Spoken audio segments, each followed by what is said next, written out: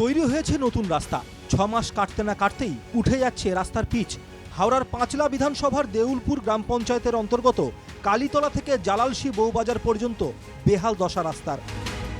Gangadharpur school হাসপাতাল যাওয়ার প্রধান রাস্তা এটি। ভারী কোনো গাড়ি যাতায়াত করে না রাস্তা দিয়ে।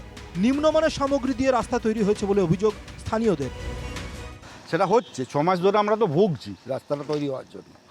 যেভাবে আমরা ভুগেছি এই মানে গ্রীষ্মকালে ধুলোর সঙ্গে, তারপরও রাস্তাটা যখন কমপ্লিট হচ্ছে এই রাস্তাটার হাল এমনইভাবে তৈরি হচ্ছে যে এটা 2-3 দিন 4 দিন পর যদি বর্ষা হয় এই বর্ষাতেই ভেঙে চলে যাবে। ভালো করে তদন্ত করে যেটা করার দরকার সেটা করার দরকার আছে। আর এই যে রাস্তা হয়েছে এর রাস্তা ঠিক হয়নি দাদা, ঠিক আছে?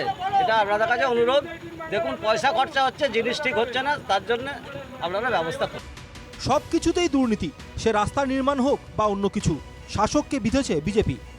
সেই জন্য সেই ধমক খাওয়ার পরও যেখানে যা কাজ হচ্ছে সব জায়গাতেই দুর্নীতি চলছে।